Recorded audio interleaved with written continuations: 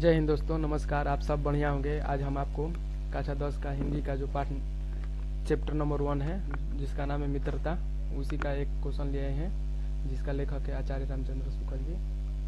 उसी का आप लोग का 6 नंबर जो पक्का आज करा देंगे। ठीक है, 6 नंबर आपको पक्का हो जाएगा।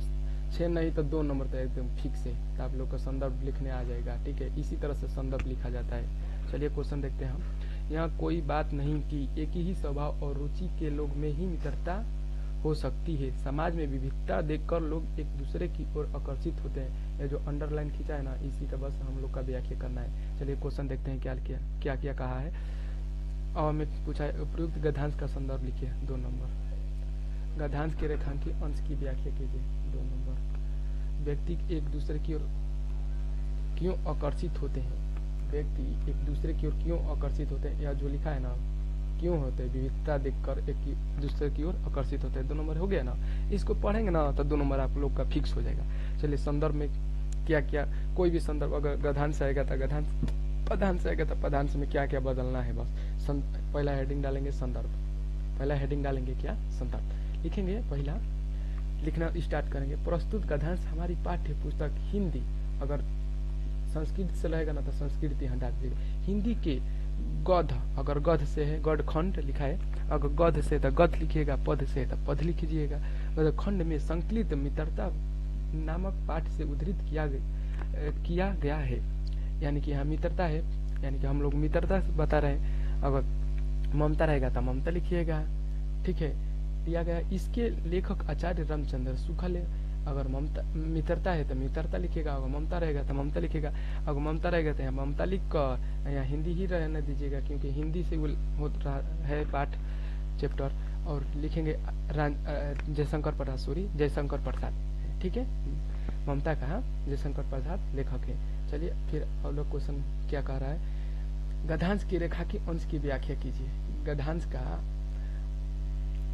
का रेखांकी अंश का व्याख्या, यानी कि जो अंडरलाइन खींचा गया है इसका व्याख्या करना है। इसका शब्द का अर्थ बताना है, क्या कहा है।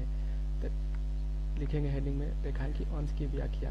प्रस्तुत अवतारण में आचार्य रामचंद्र शुक्ल जी कहते हैं कि मित्र के लिए स्वभाव और समान रुचि वाले में ही परंपरा मित्र हो सकती है। यह धारणा उचित नहीं है। विपरीत स्वभाव और विपरीत रुचि की समरूपाती आवश्यक नहीं होती है। कुछ लोग सोचते हैं कि समान स्वभाव और समान रुचि रखने वाले में ही परंपरा मित्र हो सकती है।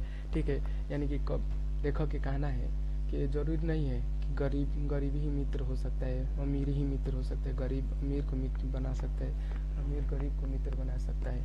ठीक है, आजकल के तो, हाँ गुरु जी, आजकल के तो लड़का ऐसा हो गया है ना कि क्या हम बताए, शूटर पोस लिए हैं, इतना मित्र बना लिए हैं कि क्या हम बताए आप लोग को।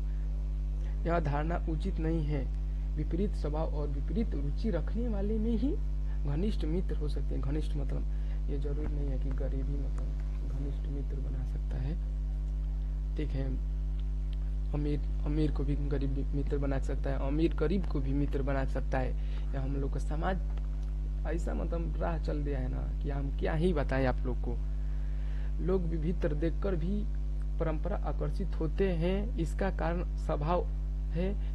जैसे दुर्बल व्यक्ति उत्साहित बलवान ही तरफ, दुखी व्यक्ति प्रसन्नचित्त व्यक्ति की तरफ आकर्षित होते हैं। यानी कि लेखक के कहना है, जो बलवान होते हैं, जो अमीर होते हैं, उसको देखकर हम लोग दोस्त बनाने के चाहते हैं, क्योंकि हम लोग गरीब हैं। हाँ, अरे ठीक है, गरीब हैं, आप गरीबी दूर कीजिए, पढ़िए लिखिए, आगे बढ़िए, तब दुख दूर होगा।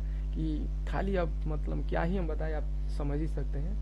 ठीक है, फिर क्वेश्चन में क्या कहा है, व्यक्ति एक दूसरे की ओर क्यों आकर्षित होते हैं। तो क्यों आकर्षित होते हैं, यहाँ पर तो लिखा ही है, विविधता देखकर एक दूसरे की ओर आकर्षित होते हैं। यही बस लाइन उतार देना है सिर नीचे, जैसे कि देखिए उतारा है, देखिए ये लिखा है, व्यक्ति एक दूसरे की ओर विविधता देखकर आकर्षित होते हैं। चलिए तब तक लिए बाय।